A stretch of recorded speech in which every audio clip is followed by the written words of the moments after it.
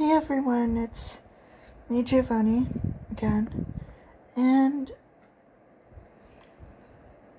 mm, you know what, I just want to make a video just because. So, as I left off from my last video, I of course put things in the description, but this time, I don't want to talk about those anymore. I want to talk about something else. So, this is another one of those Fnaf theories.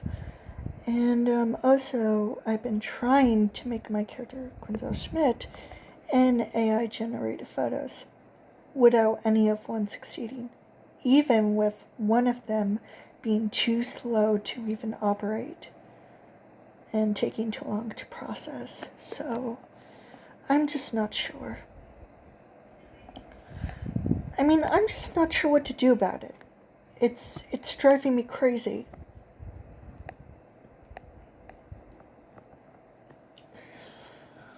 But anyways, well,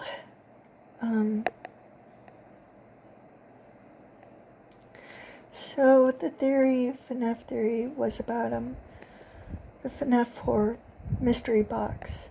And it has been a thing ever since it came out. And people have tried to just,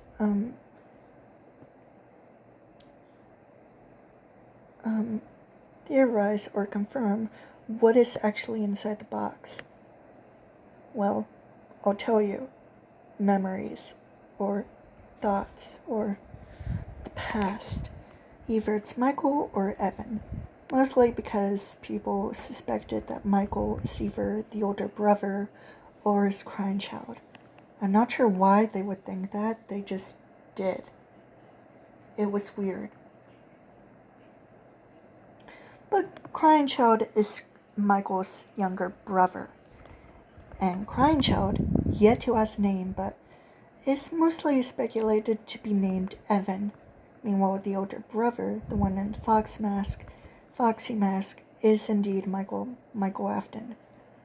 It's just that Michael just so happens to have a different design. I'm guessing it's a sort of continuity error. There's a bunch of them, so it's not really a surprise.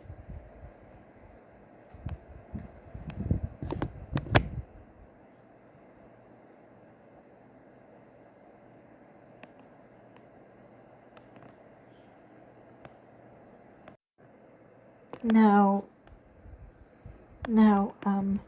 remember when we talked about Mr. Hippo's stories and how one of the theories involved Cassidy, Golden Freddy, and Evan, or the Crying Child, otherwise known as Shadow Freddy, well, kind of, with, one of, Mr. Hippo's stories.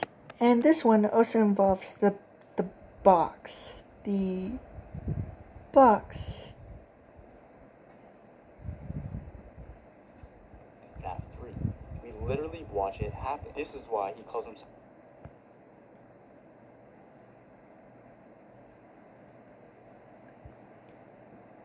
Now, it mostly involves Crying Child and Michael's,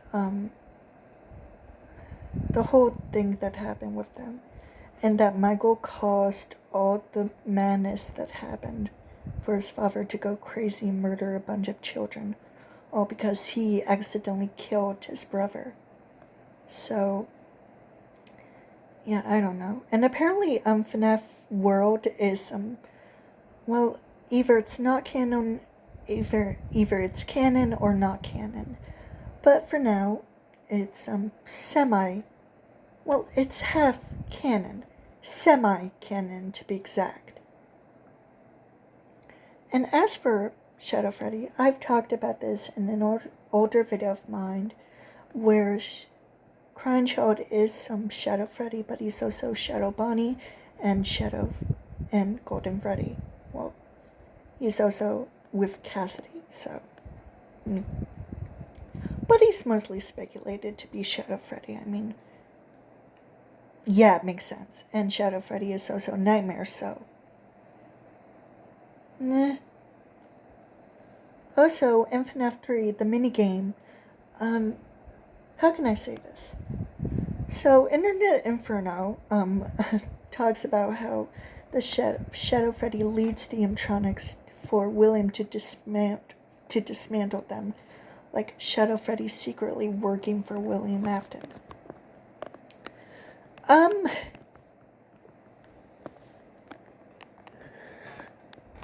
Crying Child is literally Shadow Freddy, and he secretly knows that his dad gone much crazy because of his death, and he knows. So in a way, he wants. Okay, the way I see it is, William wants to dismantle the animatronics to let the children go free, but also to collect not to collect the remaining remnant from them, because first off, remnant back then was not even a thing during FNAF, the original FNAF quadrilogy to be exact. But also the kids want to be set free and out of their animatronic shells. But also William Afton wants to dismantle them to try to cover up his crimes, to make sure that no one suspects of the animatronics being possessed or whatever, or something. Mostly to set the children free or something like that. But Shadow Freddy is the one who leads them to William, and Shadow Freddy then leads them to him to torment him. So basically, Shadow Freddy is, at one, wanting to kill his own son, Evan, or Crying Child, wants to. He's not like his sister Elizabeth, who wants to join his father into his misdeeds. No. He's angry with his father for what he'd done, even though it was Michael's fault that everything happened due to, the bite of 83. He now knows that his dad has gone completely psycho and needs to die like the rest of them.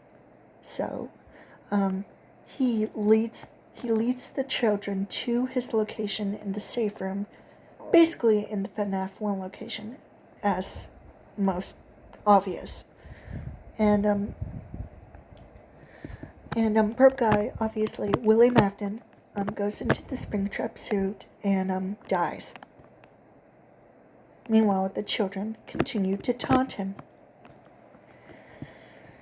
I mean, technically, William had the last laugh, but come on, the children had the last laugh. And Evan had the last laugh.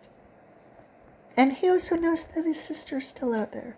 As for the toy animatronics, which were seen in Fnaf 4 before Fnaf 2, I mean, maybe, they're toys, literally toys. So, in Fnaf 2, the toy animatronics were inspired by their actual merchandise, I think. Who knows?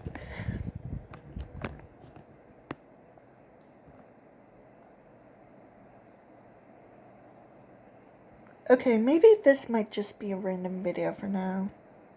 I'm just not sure. I really want to do the AI, more AI generated photos on my phone, but I can't due to some things happening with it and it being a piece of shit.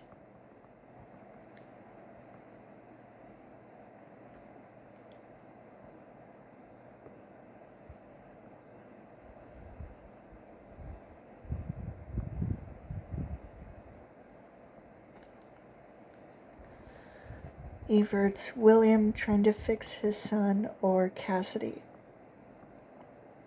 Or even Michael. Who knows? And Fredbear, Psychic Fredbear is also in sister location in the private room. even with the Easter egg of Evan's bedroom being monitored, which I speculated was to taunt Michael for what he did to his brother by having the nightmare animatronics who, well, in some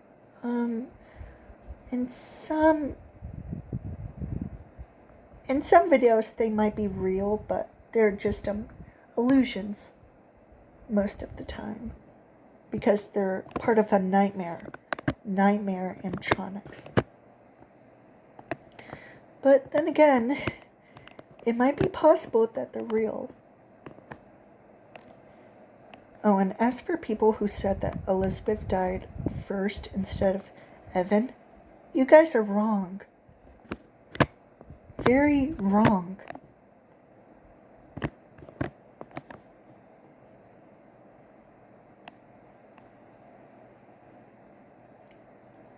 I also had a literal timeline of the Five Nights at Freddy's universe, including the fan games.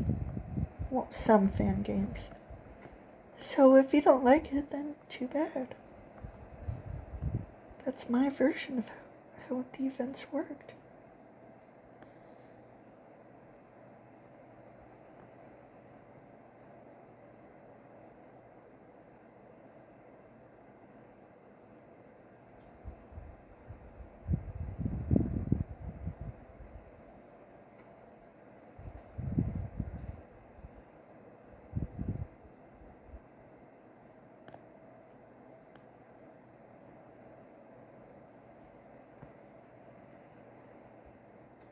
Cindy, do you think our crispy flavor will last forever? All we have is still more summer, Billy. But I love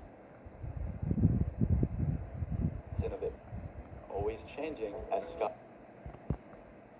Story is a metaphor for the whole picture. Classic era, also known as realistic fiction. Sci-fi. Steel Wool. I like the realistic fiction era, because, obviously. I mean, there was also a video where, what's your favorite timeline? Which is one of your favorite timelines in FNAF? My favorite is the dark timeline, to be obvious. Even in Five Nights at Freddy's hidden lore, it's so perfect.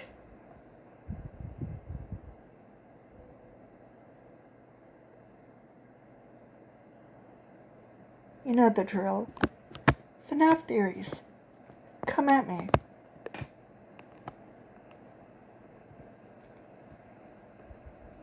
I cannot believe that he used a timeline that doesn't even make sense on the right side. That's not the right timeline. That's a disgrace. A disgraceful timeline.